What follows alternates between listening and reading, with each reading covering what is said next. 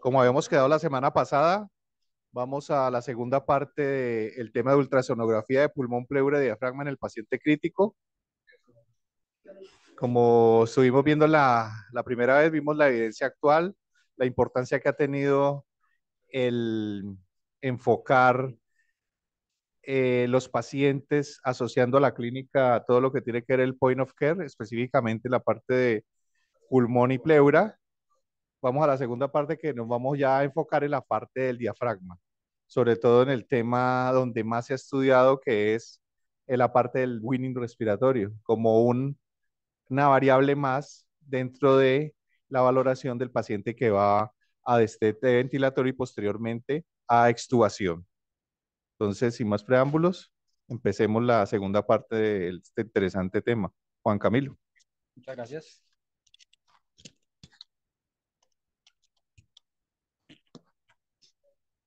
Ok, muy buenas tardes para todos.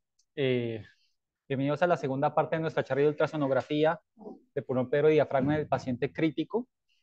Eh, ¿Qué? ¿Me escuchan? Sí. Quería compartir con ustedes que, bueno, cuando uno está haciendo las charlas de revisiones en medicina, tenemos que tener en cuenta que en el mundo también suceden diferentes cosas. Y casualmente, cuando estaba haciendo esta charla de ultrasonografía hace unas semanas, eh, sucedieron acontecimientos, no vamos a hablar de hoy de Francisco, eh, sucedieron acontecimientos que me evocaron esta foto. Esta foto sucedió y fue tomada en la Ciudad de México el 18 de febrero de 1976. Como pueden ver allí es Gabriel García Márquez con un hallazgo bien interesante en su ojo izquierdo.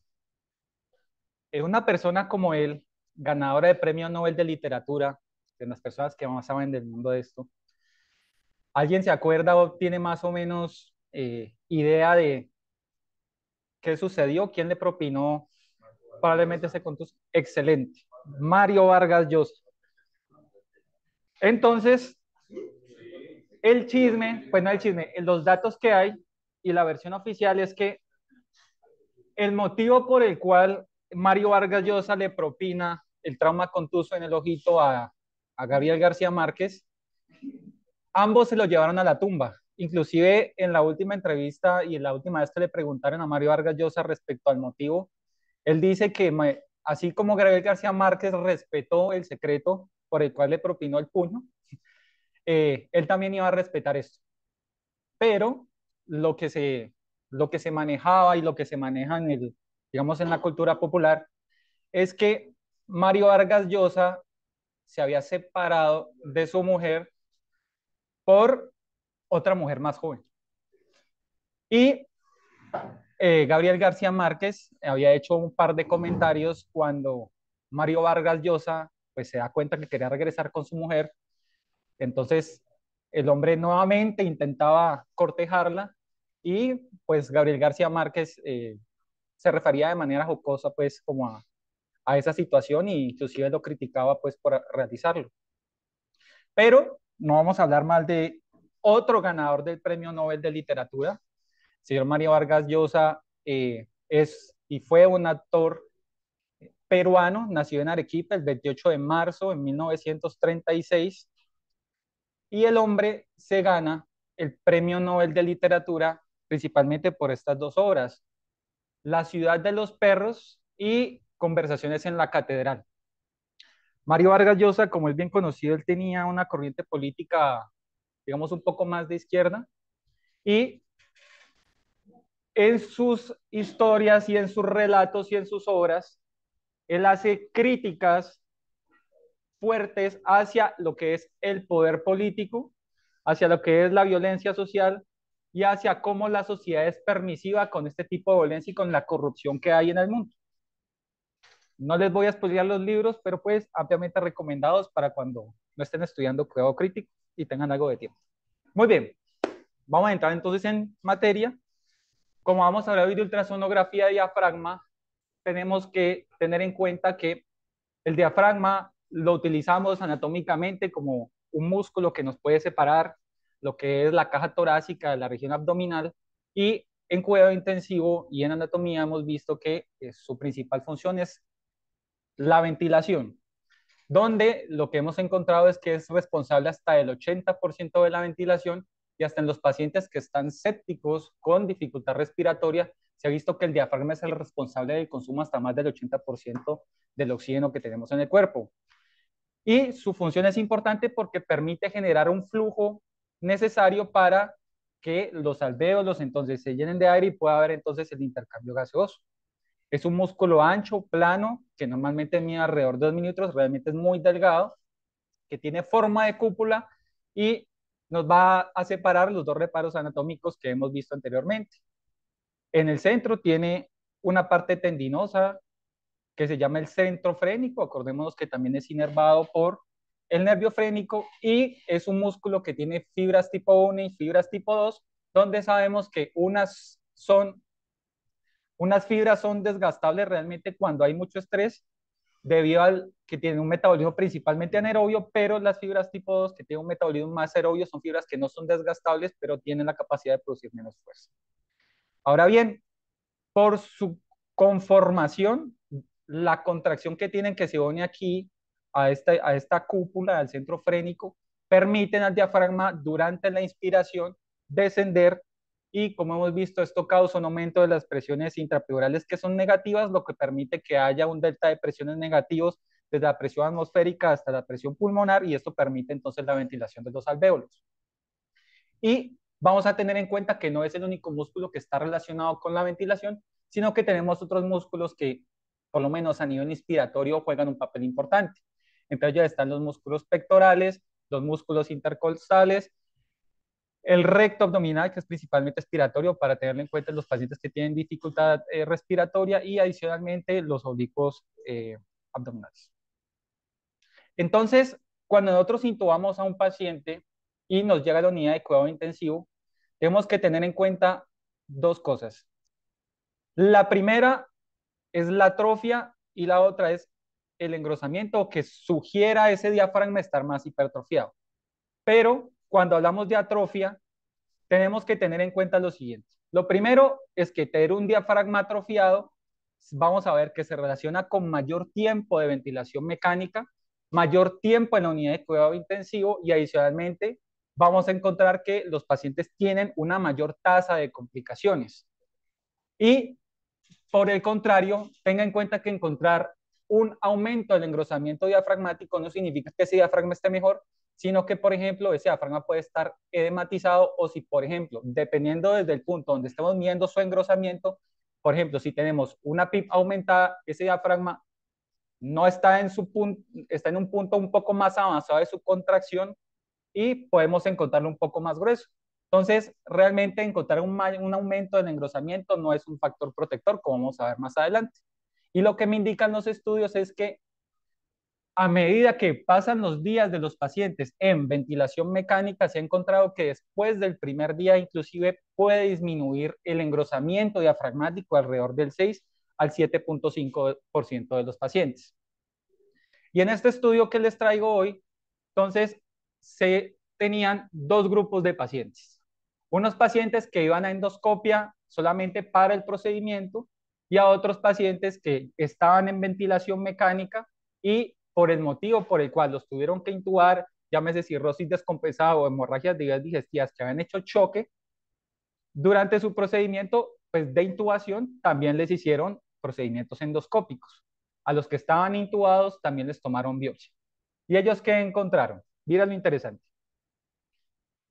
Ellos lograron y querían mirar la presión de oclusión de la vía aérea máxima a nivel del diafragma. Y mire, pues, o sea, si tenés un procedimiento que solamente dura media hora como una endoscopia, tenés presiones de oclusión de alrededor de 24 a 25 centímetros de agua. Los pacientes que duraban por lo menos 24 horas no se encontró tener tanta diferencia, pero mire que a medida que pasaban esas 24 horas, sí hubo una diferencia estadísticamente significativa en la disminución de la capacidad de ese diafragma de generar una presión de oclusión. Y adicionalmente ellos, ¿qué más encontraron? Cuando se pusieron a mirar lesiones sarcoméricas, hubo una diferencia estadísticamente significativa de encontrar mayor lesión sarcomérica en aquellos pacientes que estaban con ventilaciones mecánicas con más de 24 horas.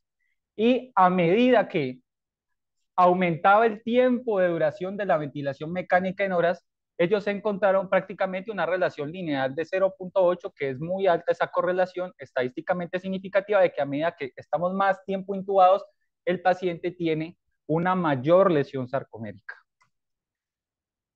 Y no solamente tiene mayor lesión sarcomérica, sino que se empieza a encontrar la atrofia. Cuando se pusieron a medir, porque acuérdense que yo les dije que les habían tomado estudios histológicos, encontraron que también, a medida que iban tomando las biopsias en los pacientes que tenían más tiempo, que estaban más tiempo en ventilación mecánica, también se encontró una relación lineal, pero con una correlación débil de disminución del área de la fibra. O sea, las sarcómeras se estaban poniendo mucho más delgadas, lo que se va a correlacionar con mayor dificultad de llevar al paciente a un winning o una mayor capacidad del diafragma eventualmente de contraerse.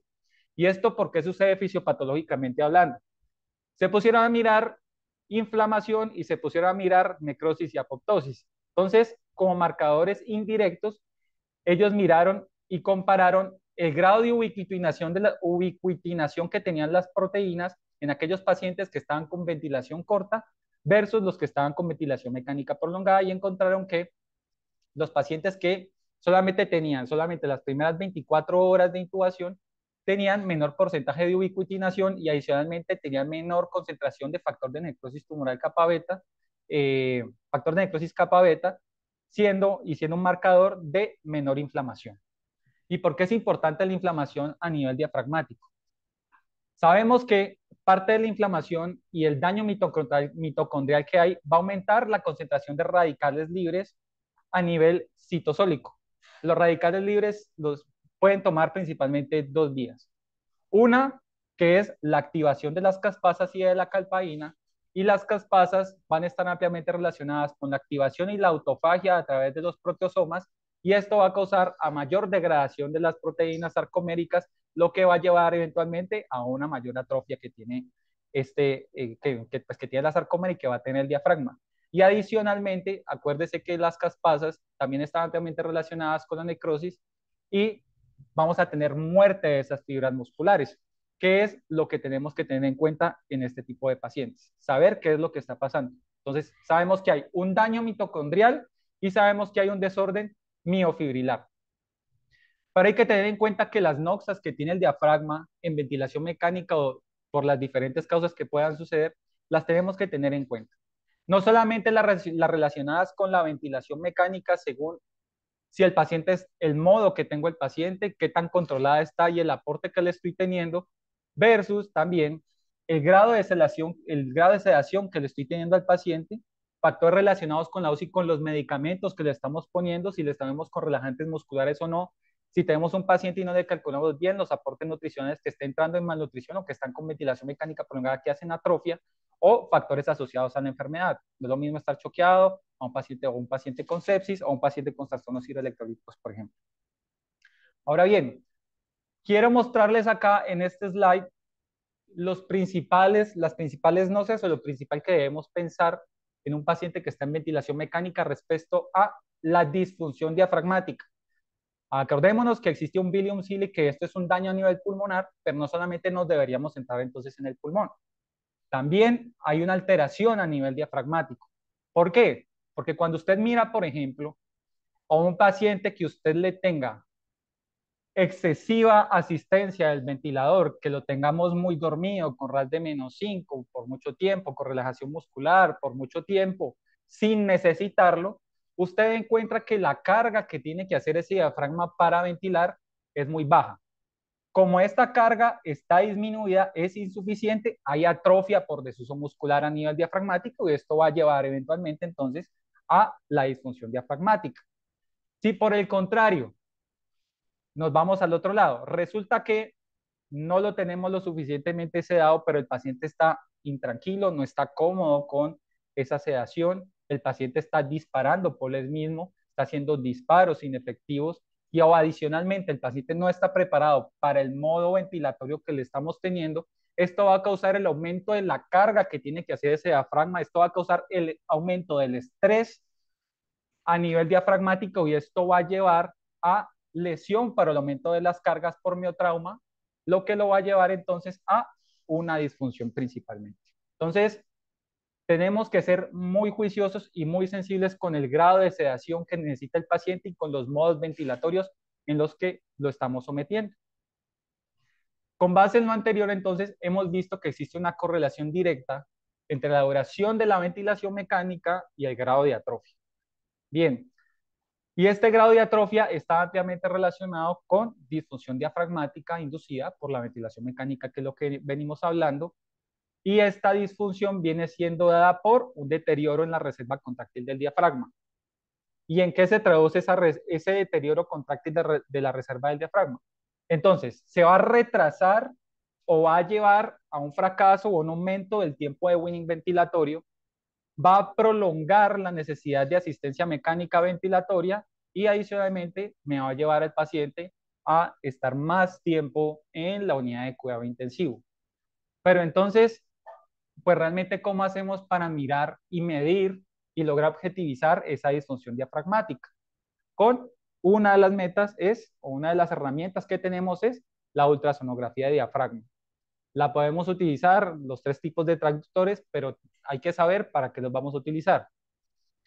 El transductor lineal, principalmente lo vamos a utilizar para mirar engrosamiento diafragmático y el transductor curvo o el sectorial lo utilizamos para mirar excursión.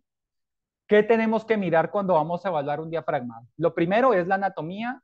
Con ultrasonografía que pueden mirar de la anatomía el grosor, el grosor. Y cuando queremos mirar función diafragmática vamos a encontrar excursión diafragmática y adicionalmente podemos mirar el delta de grosor diafragmático. En la unidad de cuidado intensivo las vamos a utilizar principalmente para casos con medir y predecir dificultad del desmonte ventilatorio, en el que ya viene con dificultad, que no nos hemos podido despegar del ventilador, estimación del trabajo ventilatorio, estimación de la disfunción diafragmática inducida por el ventilador o valoración del soporte ventilatorio. Entonces, vamos a explicar cómo se mira inicialmente la excursión diafragmática. La excursión diafragmática lo que vamos a hacer es que vamos a tomar el transductor, como hemos dicho, el curvo del sectorial, le vamos a tomar una ventana subcostal, principalmente a la derecha, y la vamos a apuntar hacia la cúpula, hacia el hígado y hacia la cúpula diafragmática. En este punto vamos a apuntar el modo M, valga la redundancia, y la idea de mirar la excursión diafragmática es que cuando existe una contracción del diafragma, este diafragma va a descender y nosotros queremos medir qué tanto desciende ese diafragma. Y esto es lo que encontramos. Entonces, lo medimos, lo apuntamos, le ponemos modo M y vamos a obtener esta gráfica. Entonces, desde el valle hasta la punta, hasta el punto máximo de la punta, esto es inspiración, y desde el pico hasta el valle, del pico máximo hasta el valle, es expiración. Nosotros podemos medir cuánto hay de excursión, podemos también determinar el tiempo que hay de demora en que llegue a ese pico máximo y adicionalmente podemos mirar el tiempo de demora de la relajación del diafragma. ¿Qué adicionalmente podemos mirar y cómo lo vamos a tomar? Lo primero y el más utilizado es con volúmenes tidal o respiraciones tranquilas, donde vamos a empezar a hablar un poco más adelante de lo que es los puntos de corte. En este slide es de 1.5 a 2, pero ya vamos a ver unos estudios donde, digamos, cambia un poco. Está con respiración forzada, de esta parte todavía faltan estudios que nos digan puntos de corte más claros, con excursiones de 6 a 7 centímetros, y con la maniobra del olfateo encontramos excursiones de 2.5 hasta 3 centímetros. Vamos a empezar a mirar sobre todo los principales puntos de corte de la excursión diafragmática del paciente con ventilación espontánea y en volúmenes tidal, no en maniobras de sniffing ni en capacidad vital forzada. Entonces, bien, respecto a la excursión diafragmática, les traía este estudio donde ellos tenían 88 pacientes en ventilación mecánica y llevan más de 48 horas intubados. Ellos, ¿qué querían saber? Querían establecer puntos de corte para definir fallo en el winning. Entonces les hicieron ultrasonografía diafragmática y ellos dijeron, venga, tomemos un punto de corte de 10 milímetros para definir disfunción y miramos cómo les va. Cuando digo cómo les va es fallo en el winning. Entonces, de estos 88 pacientes, ellos encontraron que 24 de ellos tenían disfunción diafragmática y este era el 29%. ¿Y qué les quiero señalar acá en esta parte de la tabla? Miren lo interesante.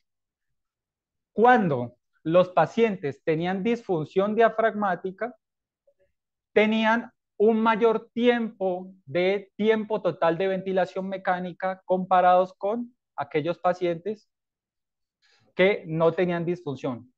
Y esto fue estadísticamente significativo. Y no solo eso, que tenían más tiempo de ventilación mecánica, sino que se demoraban alrededor de 4 veces más. Mire, 400 horas de winning comparado con 90 los que no tenían esa disfunción. Entonces, realmente se encontró que tener una excursión de menor de 10 milímetros se encontraba con un problema de winning y mayor tiempo ventilatorio. Y ellos encontraron que realmente no hubo una diferencia pues en esa excursión cuando miramos la derecha o la izquierda. Bien, en este estudio que es institucional del doctor Caballero y colaboradores, ellos hicieron una revisión exploratoria. Se tenían alrededor de 10 estudios que fue el resultado final después de una búsqueda en Ovid, Medline, Cochrane Base y Google Scholar, y querían mirar la evidencia que hay de ultrasonografía diafragmática como predictor de extubación. Y ellos querían establecer puntos de corte para excursión diafragmática, que es lo primero que vamos a ver esta parte de la charla, y más adelante vamos a ver de lo que es las fracciones de engrosamiento. De estos 10 estudios, mire que lo más importante es que la mayoría eran estudios de cohorte prospectivo y solamente había uno de casos sin controles. Para el caso de excursión diafragmática de esos 10, si nos ponemos a mirar muy juiciosos, realmente fueron 4 los que principalmente aportaron para ese punto de corte. Y en este estudio se encontró que la excursión diafragmática normal debe estar entre 1 a 1.4 centímetros. Y para definir éxito o fallo en la extubación, ellos encontraron que cuando la excursión diafragmática es mayor de 1.1, es un predictor de éxito del retiro de la ventilación mecánica con una sensibilidad del 84.4% y una especificidad del 82.6%. Hasta ahí va parte de la excursión. Tenemos otros índices y otras medidas que nos ayudan a mirar la función diafragmática. Entre estos tenemos el índice de inspiración diafragmática. Yo lo entiendo más fácil como si fuera un tobín de diafragma donde usted coge y mide la frecuencia respiratoria sobre la excursión diafragmática. Entonces, en este estudio se tenían 51 pacientes en ventilación mecánica, nuevamente más de 48 horas, que es donde vemos que también ya hay repercusión a nivel funcional y anatómico en el mismo. Se tomó el índice y lo compararon con el índice de Tobin, con la frecuencia con excursión diafragmática, con el Pimax, y querían mirar fallos en la extubación. Y tomaron un punto de corte de 1.3. De los 51 encontraron que el 66% tuvieron un winning exitoso y el 33% tuvieron un winning fallido. Y miren lo interesante de este estudio. Cuando se tenía ese punto de corte de más de 1.3, ya aumentado, sugestivo de disfunción, ellos encontraron que este marcador tenía una predicción con un área bajo la curva de 0.89 para definir fallo en la extubación, y esto fue estadísticamente significativo, siendo una media muy sensible de alrededor del 94%, y lo que debemos resaltar es que tener este índice, entre comillas, índice de Tobin diafragmático, tiene una probabilidad hasta de 2.7 veces de que el paciente tenga fallo en la extubación, inclusive siendo, relacionándose muy bien con el índice de Tobin. Y esta es la curva ROC que se tiene. Si nos ponemos a mirar, tiene una curva ROC mucho más pegada hacia la parte de la sensibilidad y un poco más específica de lo que es su homólogo, el índice de Tobin. El área bajo de la curva del Tobin es de 0.72 con una sensibilidad apenas del 50%, siendo otra de las herramientas adicionales para evaluar el éxito o el riesgo de disfunción que tiene pues, riesgo de fracaso que tiene ese paciente para lograrlo extubar. Siguiente forma de evaluar diafragma. Vamos a mirar grosor y fracciones de acortamiento. ¿Cómo lo tomamos? Entonces vamos a tener que tenemos una ventana que es intercostal. Esta la vamos a tomar con el transductor lineal. Acuérdense que el marcador va apuntado hacia cefálico. Acostamos al paciente en decúbito supino. Lo que normalmente se recomienda es que esté entre 0 y 10 grados. Y vamos a mirar lo siguiente. Las estructuras que debemos identificar son, primero, pared torácica y tejido celular subcutáneo. Lo que quedaba de esta parte del pulmón, adicionalmente aquí está la pleura, aquí va a estar el diafragma y en teoría, pues como está aquí en esta parte del receso, pues acá va a estar peritoneo. Entonces, lo primero que podemos hacer es mirar engrosamiento. ¿Cuánto mide este diafragma en expiración y cuánto mide este diafragma en inspiración? Y aquí vamos a mirar lo siguiente. Cuando miramos solamente grosor diafragmático, lo que se encuentra en los estudios es que no se asoció con marcadores de capacidad de generar presión.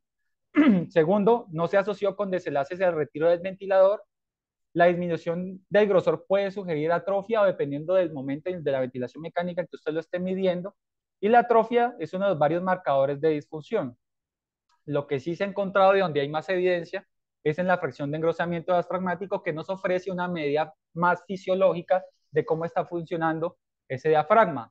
Entonces, ¿cómo lo medimos? Como habíamos visto, medimos cuánto mide el diafragma al final de la inspiración. Al final de la inspiración, a eso se lo restamos de cuánto mide el diafragma al final de la expiración. Eso lo dividimos sobre cuánto mide el diafragma al final de la expiración y esto lo multiplicamos por 100.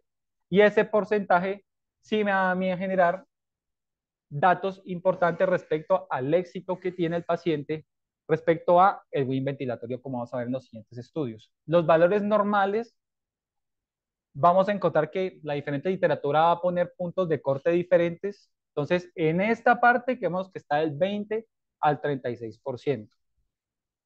¿Qué es importante que debemos estar sensibilizados respecto a estas pruebas de función diafragmática, respecto a los grosores, respecto a las fracciones de engrosamiento?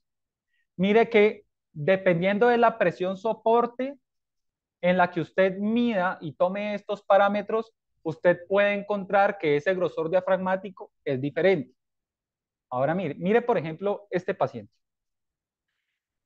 El paciente A tenían un paciente con una presión soporte de 15. Si nos podemos ver aquí con la lupita, mire que el grosor diafragmático expiratorio de 0.31, el inspiratorio era 0.36 y solamente tiene una fracción de engrosamiento de 6.45.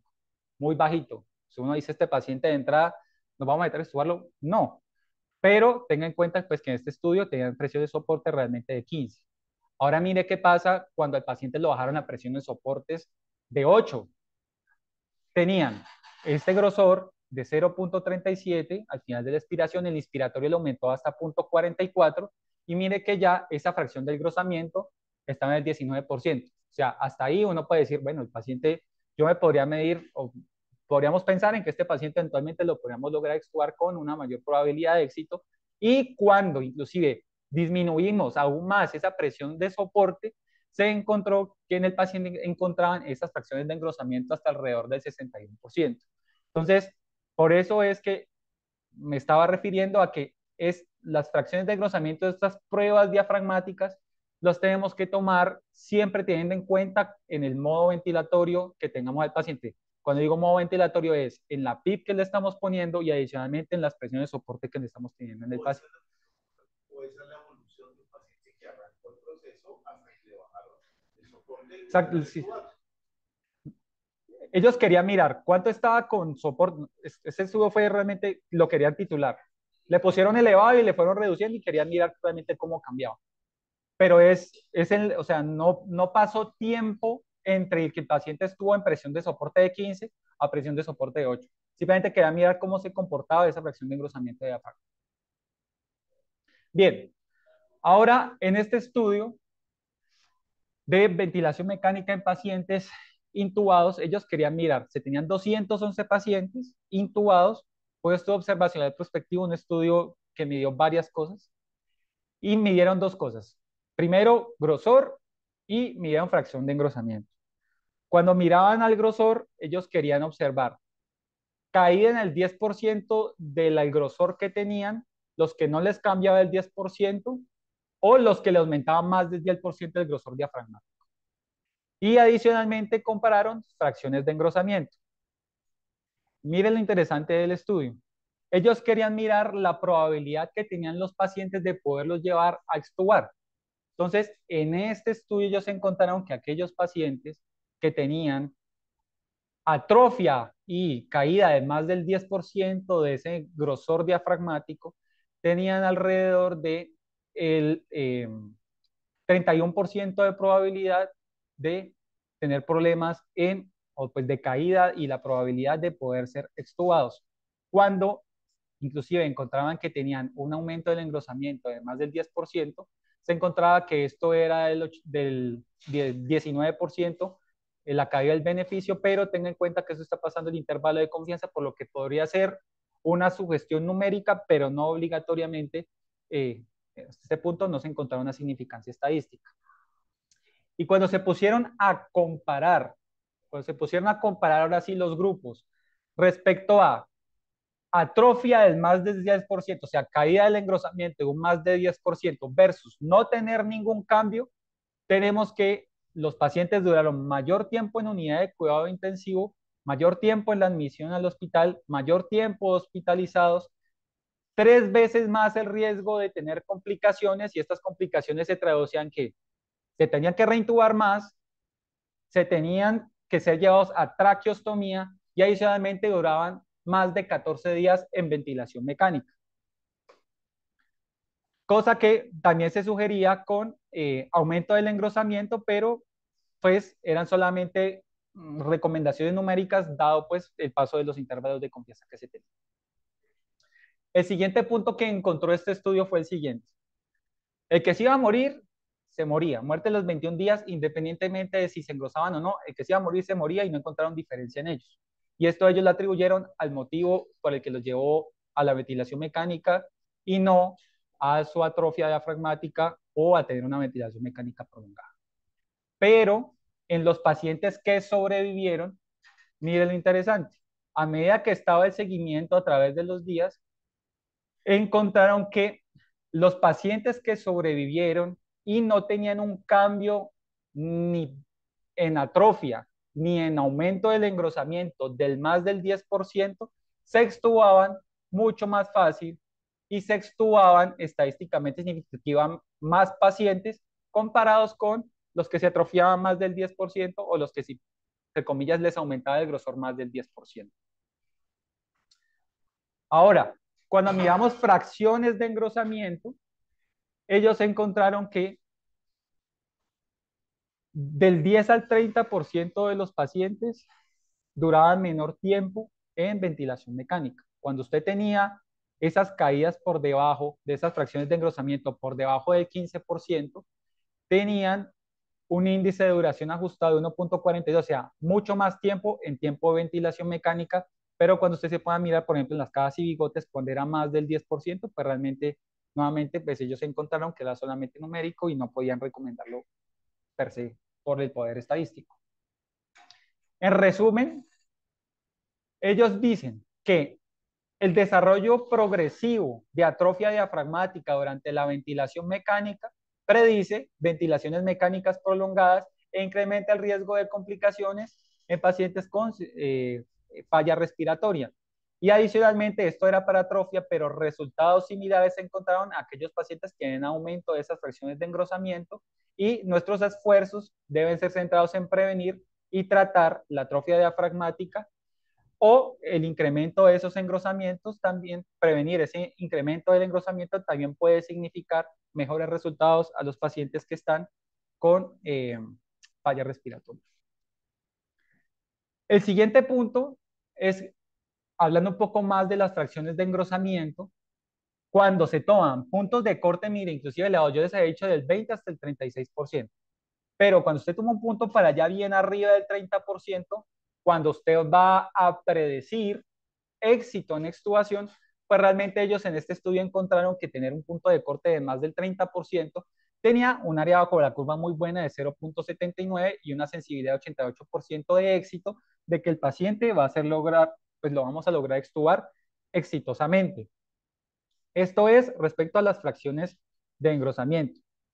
Y adicionalmente, cuando se pusieron a comparar el éxito de el índice, ellos encontraron que teniendo un punto de corte del 36%, pues si uno tiene más del 36%, ellos encontraron que esos pacientes tenían mucho más éxito en ser llevados a extubar con aquellos pacientes que tienen menos del 36%. Pero tengan en cuenta pues que este punto de corte puede estar en el límite superior de lo que hemos definido como el porcentaje normal.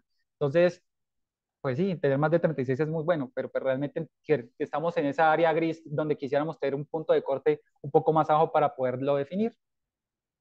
Entonces, ellos en este estudio encuentran que ese 36% tiene una sensibilidad del 82%, una especificidad del 88% para definir éxito, y en el TOWIN, que era menor de 105, ellos encontraron una sensibilidad del 93 y una especificidad del 88% para determinar el éxito de la extubación en los pacientes. Aquí viene la segunda parte del estudio institucional del doctor Caballero y colaboradores, donde ellos, en la parte que querían mirar, entonces, fracciones de engrosamiento diafragmático en los 10 estudios que les dije. Aquí en los 10 estudios que les dije, realmente los que más pesaron y los que más aportaron fueron 8 estudios.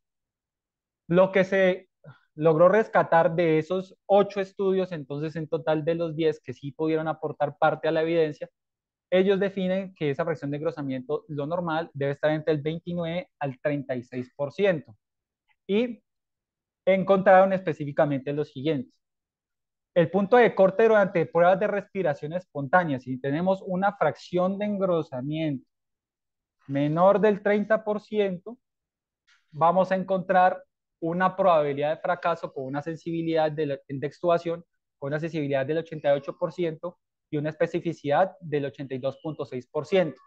Y si combinamos la excursión diafragmática menor de 1.1 y esa fracción de engrosamiento menor del 30%, y miren lo interesante que logramos llegar hasta una especificidad del 100% para predecir fracaso en el winning y en la extubación de los pacientes.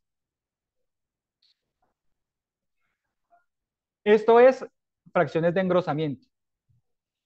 ¿Cómo se extrapolaba esa fracción de engrosamiento a las presiones transdiafragmáticas? En este estudio se tenían 19 pacientes sanos y 25 pacientes en ventilación, compararon presiones transdiafragmáticas con fracciones de engrosamiento y realmente querían mirar cómo se correlacionaban este tipo de estudios.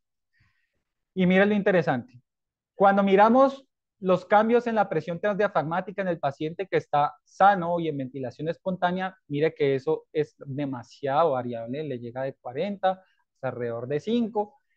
Y cuando usted se pone a comparar a los pacientes que están en ventilación mecánica, si estén en modos controlados, no encuentra usted, o ellos por lo menos en este estudio, no encontraron una diferencia importante respecto a tener precio de soportes aumentadas del 25% o no tener la expresión de soporte o tener la expresión de soporte y PIPs de cero. Y cuando se pusieron a mirar esas correlaciones, la presión transdiafragmática versus la fracción de engrosamiento en pacientes sanos, Si usted se pone a ver, a medida que aumenta esa presión transdiafragmática, aumenta esa fracción de engrosamiento y sugiere tener una línea recta, inclusive positiva. Pero cuando nos ponemos a mirar cómo es esa variabilidad y cómo es esa correlación, independientemente de las presiones de soporte que los tengamos, o que los tengamos solamente en presiones espontáneas perintubados, o que los tengamos o no con PIP, es mucho más errática la manera como se comporta la curva. Y ellos entonces nos dicen lo siguiente, por lo menos en este estudio. La relación y la correlación más bien entre presión transdiafragmática y fracciones de engrosamiento en pacientes sanos tuvo una correlación de 0.4 que es moderada baja, pero estadísticamente significativa. Y yo aquí tengo mis dudas sobre esa correlación realmente tan bajita, en realmente cómo podemos extrapolar esa presión transdiafragmática a aquellos pacientes que están intubados. En ese orden de ideas, ellos dicen que la fracción de engrosamiento se relaciona pobremente con presión transdiafragmática en pacientes que están con ventilación mecánica. Listo. Ahora, ¿qué hacemos cuando intentamos y queremos extubar al paciente? Normalmente tenemos que, y la recomendación es que le hacemos ultrasonografía de pulmón, le hacemos ultrasonografía al pie de cama con evaluación de cardio a los pacientes. Adicionalmente hacemos pruebas de ventilación espontánea y lo que normalmente hacemos en la UCI, tomamos los gases, miramos que sus trastornos electrolíticos estén resueltos, que sus fascias fisiológicas ahorita estén resueltas, que el esté normotenso y demás. Si todo esto es normal, la recomendación entonces es que le hagamos un lung de ultrasonografía, miremos puntos de corte y adicionalmente deberíamos proceder a llevar al paciente a extubación. La recomendación por lo menos de este estudio es que el lung de ultrasonografía debe ser de más de 17 en prueba de ventilación espontánea y tener líneas B de más de 6 en la región anterior. Tenga en cuenta pues que entre menos líneas B, pues es mejor. Y adicionalmente, la evaluación del diafragma. Tener excursiones diafragmáticas de menos de 10, pues esto me va a predecir fallo. Y tener fracciones de engrosamiento, como hemos visto, del 20 al 36%, del estudio de Caballero y colaboradores, 29 al 36, también me va a predecir fallo. Como hay de esos diferentes puntos de corte respecto a las fracciones de engrosamiento, está ahí este metaanálisis donde se tenían 19 estudios con 1071 pacientes. Tengan en cuenta que los puntos de corte que ellos tomaron fueron un poco variables y ellos hicieron lo siguiente. Tenían pacientes que unos eran solamente experimentales y otros eran, digamos que ellos lo consideraron extrapolables a la práctica clínica. Ellos encontraron que cuando sacaban esos estudios que no eran extrapolables a aplicarlos a la práctica clínica, tener fracciones de engrosamiento diafragmáticos entre el 20 y el 36%, me predijo con un área bajo la curva de 0.87% la probabilidad de éxito de llevar al paciente a un ventilatorio exitoso. Y cuando se mira excursión diafragmática, ellos no lograron o no calcularon el área bajo la curva en este tipo de pacientes, pero encontraron que tiene una sensibilidad del 75% y una especificidad del 75%. Interesante mirar en este tipo de curva ROC que aquí en la parte de abajo usted no está mirando uno menos la especificidad, sino que está mirando valores predictivos falsos positivos. Donde mire que tener estos valores realmente usted le va a predecir con muy baja tasa falsos positivos. Entonces, si tenemos este tipo de valor entre el 20 y el 36%, el porcentaje de pacientes que le generan o que tienen este falso positivo es muy bajito, lo que le puede sugerir eventualmente entonces un éxito en llevar a los pacientes a pues el winning y eventualmente quitarle el tubo. ¿Cuándo? Miren lo interesante respecto a la heterogeneidad de las fracciones de engrosamiento. Si os ponemos a mirar, la heterogeneidad en fracciones de engrosamiento era del 6%, realmente muy bajito, cosa que no sucedía con excursión diafragmática, que era del 15.8%, y cosa que no sucedía con el score de ultrasonografía. Entonces, hay que tener en cuenta que en este punto la fracción de engrosamiento diafragmático, dados los estudios y a este metaanálisis, se posiciona como una herramienta más fidedigna para poder definir el éxito en el winning de los pacientes. Pero tenga en cuenta que el Cochrane, la relación de Cochrane fue realmente baja, donde hay que tener en cuenta que depende de la subpoblación a la que le vamos a utilizar ese score de engrosamiento diafragmático. Y este es un estudio que se pone, digamos, que empieza a chocar, digamos con el previo. ¿Por qué? Porque ellos se encontraron y querían mirar cómo las fracciones de engrosamiento empezaban a luchar o si servían o no servían para llevar al paciente a una extubación exitosa. Entonces, este estudio de 191 pacientes, ellos se pusieron a comparar y realmente lo que encontraron es que con esas fracciones de, engrosamiento y de excursión, 46% fallaron y 51% tuvieron éxito. Entonces, realmente este estudio se pone como a pie de boca a decir, venga, si tenemos esa fracción de engrosamiento, no es la panacea, entonces depende del paciente y esto hay que tomarlo con pinzas y tomar de la mano otras herramientas. Como nuestra valoración es integral, entonces sale este estudio donde en aquellos pacientes que estaban con ventilación mecánica y ya estaban en pruebas de ventilación espontánea, ellos querían mirar en este estudio prospectivo qué sucedía al evaluarlos desde el punto de vista cardíaco al pie de cama por eco, ultrasonográfico de pulmón al pie de cama y adicionalmente evaluar diafragma. ¿Y qué querían mirar? ¿Cuál se relacionaba más con fallos en la extubación? Entonces, ¿ellos qué hacían? Primero, pues estaban en la unidad, los ponían, tenían pacientes que al menos estuvieran en ventilación mecánica por 48 horas, les hacían ultrasonografía. Antes de empezar el protocolo de prueba de ventilación espontánea, le hacían ultrasonografía pulmonar, cardio, gases y diafragma. Después empezaba la prueba de ventilación espontánea y a los 30 minutos de esa prueba de ventilación espontánea, que ellos en los pacientes duraban 2 horas, a los 30 minutos nuevamente midieron todos estos valores y midieron cuáles tenían éxito y cuáles no tenían éxito. Y posteriormente a las 48 horas miraron cuáles tuvieron un winning realmente exitoso o cuáles habían fallado en el winning y tuvieron que haber sido reintubados. Miren lo interesante. Si ustedes se ponen a mirar todos y cada uno de los parámetros de ecocardio a la cabeza del paciente, ninguno demostró tener una diferencia estadísticamente significativa respecto a sus valores de los pacientes que tuvieron éxito en el winning o no tuvieron éxito en el winning. Pero cuando usted mira el score de ultrasonografía a nivel pulmonar, usted encuentra, primero, pues que antes de las pruebas de ventilación espontánea y después, los pacientes les aumenta líneas B, o sea, se ven un poco más congestionados de 11 a 12 para los que tuvieron éxito y de 14 a 18. Pero a los 30 minutos del paciente estar en prueba de ventilación espontánea, usted encuentra una diferencia estadística, se encontró una diferencia.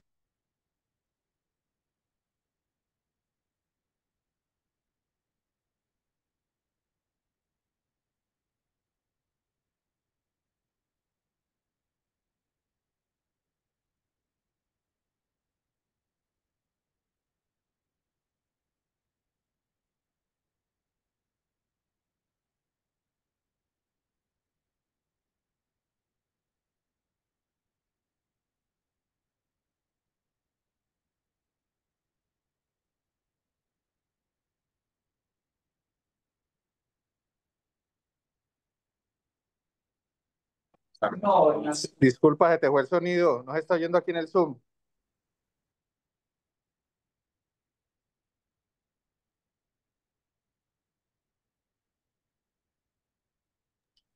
Juan Camilo, se te fue el sonido.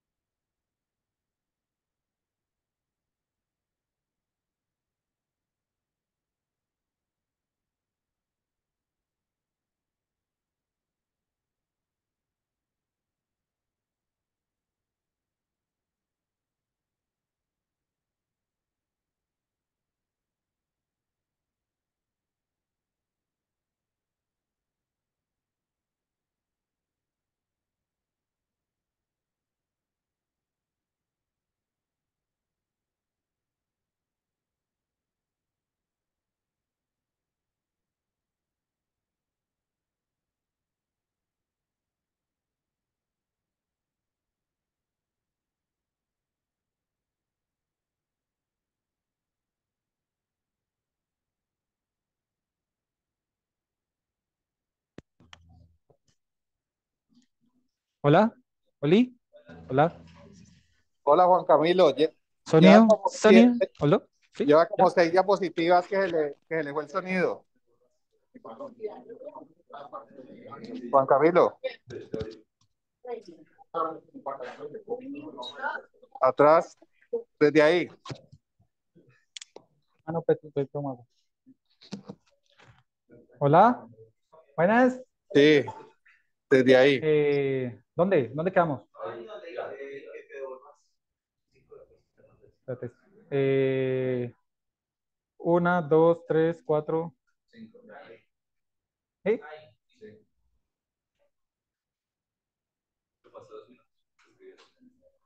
Cinco minutos. ¿Sí?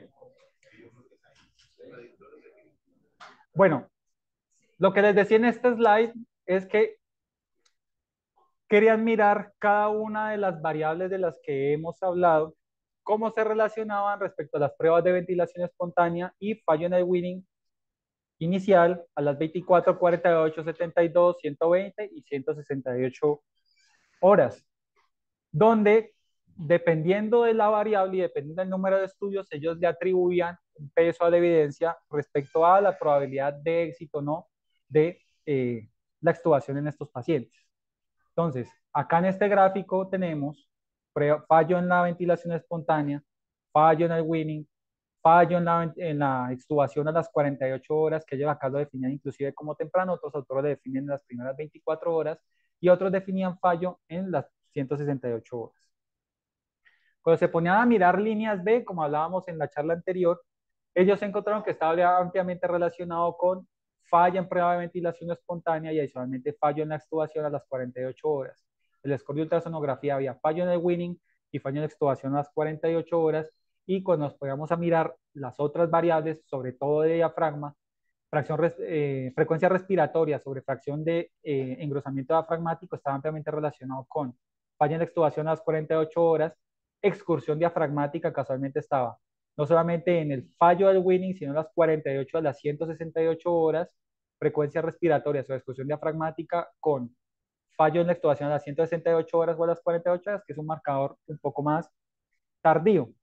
Este gráfico, como les decía anteriormente, realmente nos muestra cada una de las variables que según el tipo de evidencia, el número de estudios que tienen, es como si fuese un gráfico de color y lo más importante es que los que están más arriba y los que más tienen evidencia son el índice de Tobin seguido de fracción de engrosamiento de diafragma y si ustedes ven aquí un poquito más abajo está la excursión diafragmática como marcadores importantes de éxito en extubación. Y lo que hacemos normalmente en medicina es que nosotros utilizamos esos predictores que tienen o no mejor evidencia y los que más utilizamos para llenarnos de motivos para poder extubar al paciente son aquellos que tienen evidencia más robusta y fiable.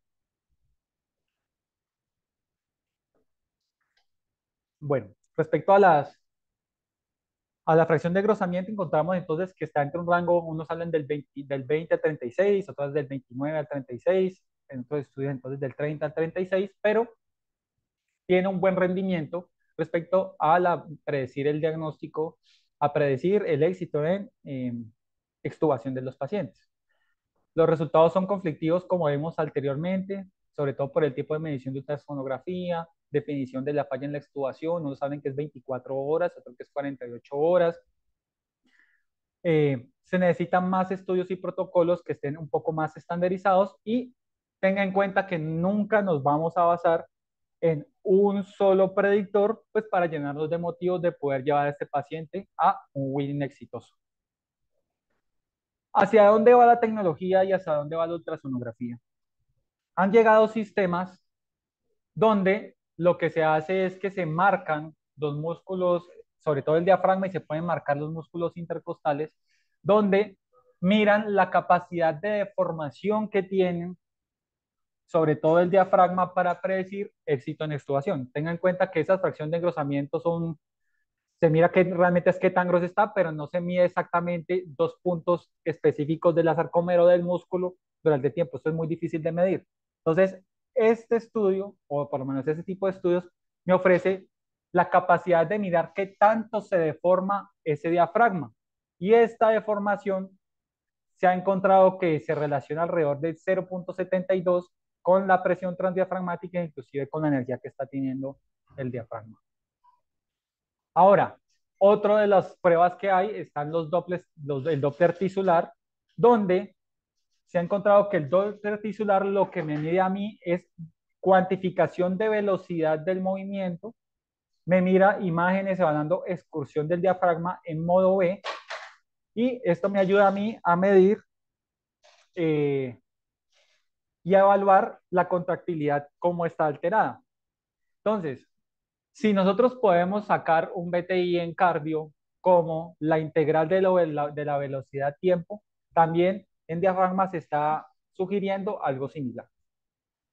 Cuando miramos el Doppler tisular de diafragma, tenemos que hay una parte inspiratoria y adicionalmente aquí al final de la expiración podemos mirar también esas velocidades de relajación. Y cuando sacamos esa integral de la velocidad de la contracción sobre el tiempo, podemos mirar pues uno de los marcadores de eventualmente predecir qué tan bien o qué tan mal le va a ir al paciente. Entonces ellos han encontrado que, primero, hacer contracciones pico y velocidades de relajación más bajas, o sea, más lentas y más bajas, me predicen a mí con una mayor certeza extubación exitosa. Tener aumento en las velocidades, como vemos acá, tener aumento en las velocidades y tener aumento en la velocidad de relajación con un área bajo la curva de 0,8 me predice de una manera más probable que el paciente va a fallar en la extubación. Entonces, si logramos tener y hacer y sensibilizarnos con el Doppler de diafragma, tener estas, estas velocidades de engrosamiento un poco más lentas y velocidades de relajación un poco más lentas, esto a mí me va a predecir con una mayor seguridad que el paciente va a ser llevado a una extubación exitosa comparado con tener esas velocidades de engrosamiento mucho más rápidas y de relajación más rápidas que sugiere un mayor estrés a nivel de la sarcómera. Cuando se pusieron a comparar, como les iba entonces en el Doppler tisular de diafragma, ellos encontraron lo siguiente, lo que les acababa de decir. En personas sanas encontraron que, y con éxito en la extubación, tenían velocidades de inspiración y velocidades de relajación mucho más bajitos comparado con aquellos pacientes que tenían un fallo en el winning. Estos son unos marcadores que han llegado, de esto todavía faltan muchos estudios por realizar para poder tomar realmente puntos de corte definitivos y poder utilizarnos en nuestra práctica diaria. ¿En qué otros escenarios podemos utilizar la ecografía diafragmática? Por ejemplo, la podemos mirar y evaluar de manera conjunta al paciente con su ventilación mecánica. Entonces, cuando tenemos esfuerzos inefectivos o triggers inefectivos, ¿qué podemos encontrar? Que hay una excursión diafragmática realmente muy bajita que no alcanza a activar o realizarle el trigger al ventilador y por esto el ventilador eventualmente no está asistiendo al paciente. Primera forma de identificarlo. Ahora, que haya una demora en el trigger del disparo ventilatorio. Usted encuentra que empieza a ver entonces mucho más temprano, pues más tempranamente la excursión diafragmática, pero el inicio de esa excursión diafragmática no viene de la mano con la curva adicionalmente de la asistencia del ventilador. Segundo problema, el doble trigger. A la mitad de la excursión, ¡pum!, usted está viendo que el ventilador le está dando la ventilación al paciente. Cuando vemos triggers reverso, a medida que estamos que está la excursión diafragmática, encontramos que hay después de esto un aumento de la amplitud y nos está marcando un trigger adicional.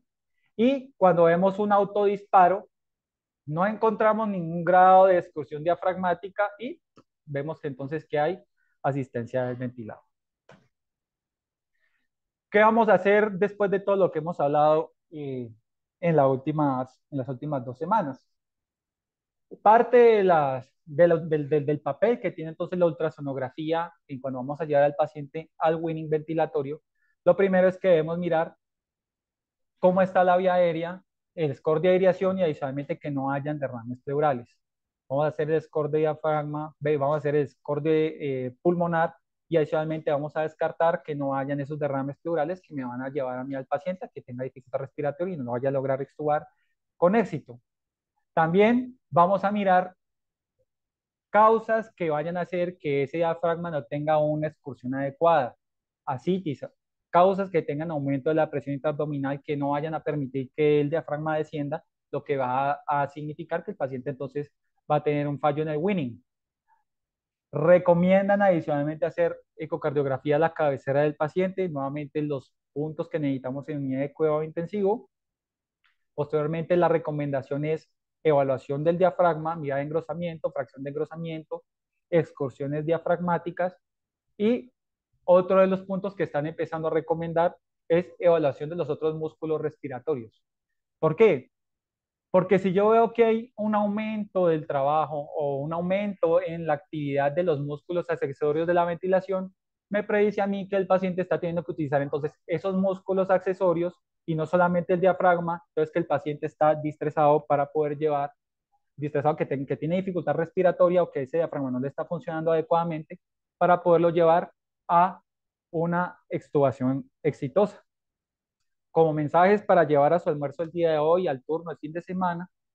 Entonces, encontramos que los signos, los síntomas de la historia clínica van a seguir siendo lo más importante en nuestra práctica clínica y los valores que encontramos en nuestra sonografía de pulmón, pleura y diafragma son hallazgos que le dan un valor diagnóstico, pero lo más importante es la historia clínica. La ultrasonografía llegó como una herramienta para quedarse, es una herramienta que está en tiempo real, que la podemos hacer en cualquier momento, en la medida de lo posible del turno, y nos ayuda a mirar también seguimiento en los pacientes. Nuevamente, no existe un parámetro único para definir un diagnóstico en ultrasonografía pulmonar de eurodiafragma. Para finalizar, entonces, otra de las cosas que me encontré mientras hacía la charla es pues este avance científico. Curiosamente, pues yo me vi Game of Thrones, soy de esas personas, donde mire que llamativamente lo que ellos hicieron y lo que han logrado hacer es revivir, entre comillas, o traer a la vida basados en fósiles de lobos huargos que habitaban la Tierra alrededor de hace 10.000 años. En esos fósiles lo que hicieron fue extraer DNA, lo metieron en células madre de lobas y lograron que esto fuera exitoso, como sucedió con Dolly. Entonces, en la medida de lo posible, tener tecnologías y lograr hacer avances científicos y poderlo hacer realmente es sugestivo de que debamos hacerlo. Realmente volver a traer a la vida a especies y a seres vivos que ya fueron seleccionados para su extinción realmente es sabio. Entonces, ¿por qué no traemos a un tiranosaurio rex como si en Jurassic Park? ¿O por qué no, entonces no nos podemos estudiar entonces, pues, lo que sucedía con Lucy? Entonces, son puntos que nos pueden a reflexionar de, pues, no todo es medicina, el mundo sigue girando. Y bueno, muchas gracias por escucharme el día de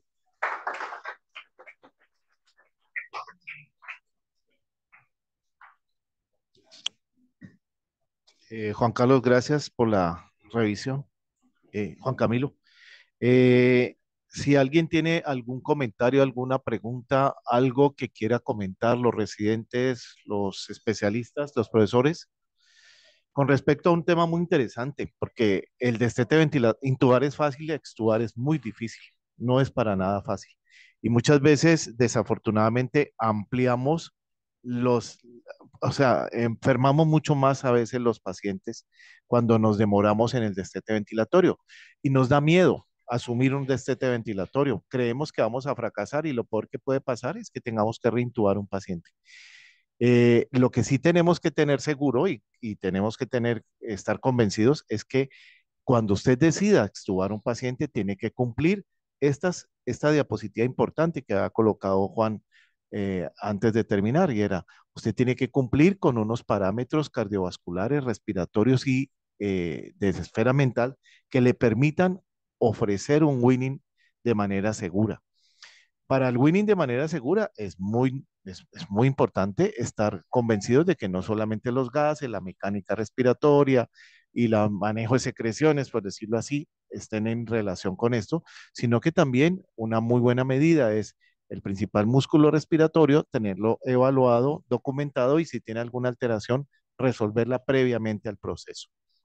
Eh, los datos que nos ha dado Juan son muy interesantes.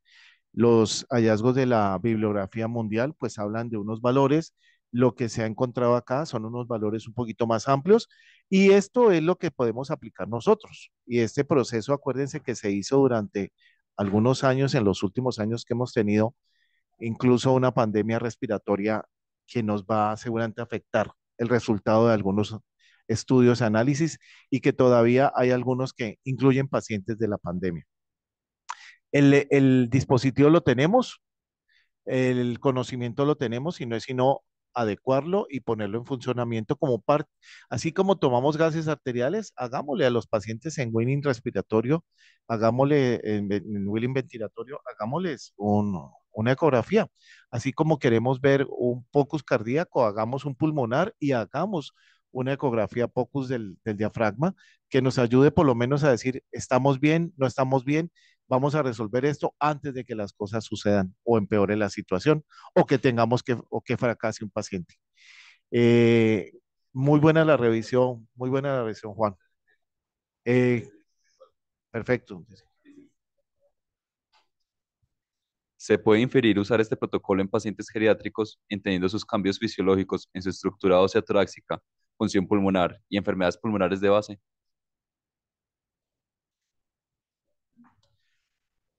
Bueno, yo pienso que esa es una pregunta de investigación, pero lo más importante a tener en cuenta, sobre todo pues con esos pacientes con EPOC, son los tiempos prolongados que se tengan en PIP y adicionalmente,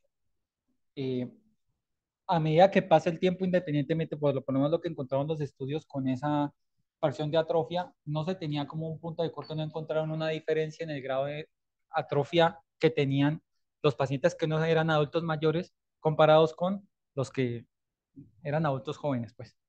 Entonces, actualmente sí es cierto que tenemos muchos pacientes geriátricos en la unidad de cuidado intensivo, cada vez más los llevamos a ventilación mecánica y hasta el momento por lo menos lo que encontré en la revisión que hice, eh, no se encontró realmente pues una diferencia respecto a los valores y los marcadores del diafragma en este tipo de pacientes.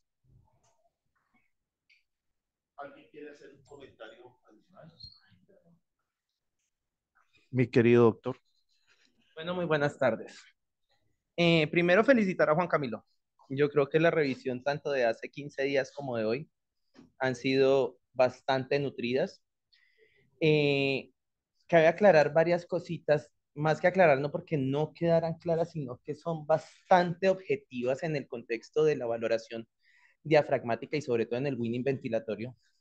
Punto uno importante, a nosotros como intensivistas se nos olvida que la condición extremadamente crítica es una condición que de entrada lesiona el diafragma. Nosotros, obviamente, cuando reconocemos una falla ventilatoria inminente, cuando reconocemos la insuficiencia respiratoria aguda severa, pues intubamos, relajamos, llevamos a RASH profundo, inclusive utilizamos neurobloqueadores. Y eso de entrada ya predispone casi más del 70-80% a atrofia diafragmática. Y creo que Juan Camilo lo explicó muy bien porque de hecho la respuesta inflamatoria activa todas las proteasas activas con la ubiquitina y obviamente relajar a un paciente va a predisponer que este paciente falle. Segundo, yo creo que la ecografía diafragmática ya entró, pero podemos hablar como lo que estamos hablando, la palabra de moda, manejo multimodal. Y si nos vamos a enfocar en tratamiento de diafragma, porque es que ese es el enfoque, no es solamente hacer el diagnóstico, es qué vamos a hacer con el diafragma, porque ya estamos identificando un riesgo de falla o una posible falla. Entonces, digamos lo que como herramienta multimodal, además de las que ya utilizamos como la PEMUS o P01 o el NIF o las herramientas que tenemos a través de la ventilación, pues nos podemos armar de muchos más como criterios y decir, vea, qué tan rápido yo puedo terminar dándole un manejo más óptimo a mi paciente para que obviamente disminuya el tiempo de ventilación, porque Juan Camilo lo mostró, es claro, más de 400 horas, eso asusta a cualquiera, o sea, total. Y cómo vamos a darle como el tratamiento óptimo para tratar de impactar en que nuestro diafragma no se atrofie. Entonces, digamos lo que el mensaje de fondo es, y Juan Camilo lo dejó claro, la herramienta está, pero pues obviamente hace parte de un grupo o un paquete de herramientas que nos pueden servir para lograr una extubación segura. Y lo otro, que uno lo observa mucho en toda la revisión que hizo Juan Camilo, es, ojo, porque nos estamos quedando con valores. Y de hecho los valores son muy variables porque hablamos del 36, del 30 hasta el 20%. Pero miren que el primer artículo del que habló Juan Camilo, yo creo que para mí es el más importante y es la variabilidad que tiene estos datos en relación a la presión soporte y a la presión que le estamos metiendo a este pulmón. Porque una buena respuesta a esto, más allá de un valor en porcentaje, el cambio dinámico me está diciendo que mi diafragma sí responde a una posible terapia o a una posible intervención que yo puedo hacer. Y yo creo que ahí está el punto más grande y yo creo que ahí está también como la parte investigativa, porque cuando uno busca la variabilidad de esto, pues ya Juan Camilo lo dejó claro, se queda uno corto en esto. Entonces yo creo que son como los 3 puntos grandes para objetivizar diafragma. De nuevo, Camilo, muchas gracias. Muy buena la charla. Profesor Espinosa, Andrés, ¿alguito? Sí, y esa primera diapositiva era interesante por eso, porque a vos te da la impresión o que empezaste en un pulmón muy enfermo, en un diafragma muy enfermo y a medida que el soporte hizo su tratamiento evolucionó la situación, o lo que te demuestra también es que entre más soporte pongas no vas a resolver el problema del diafragma, sino que puede que al contrario lo puedes alterar más. Eso, anteriormente, acuérdate que, bueno, no se acuerdan, pero los que extubamos pacientes hace muchos años, el soporte era fundamental y empezabas con soportes muy altos. La verdad, no necesitas empezar con soportes tan altos porque lo que logras es eso. Realmente empieza con un soporte fisiológico. 8 centímetros de agua es suficiente. Habitualmente en pacientes que han estado con PIN no mayores a 10 centímetros de agua. Eso es más o menos así.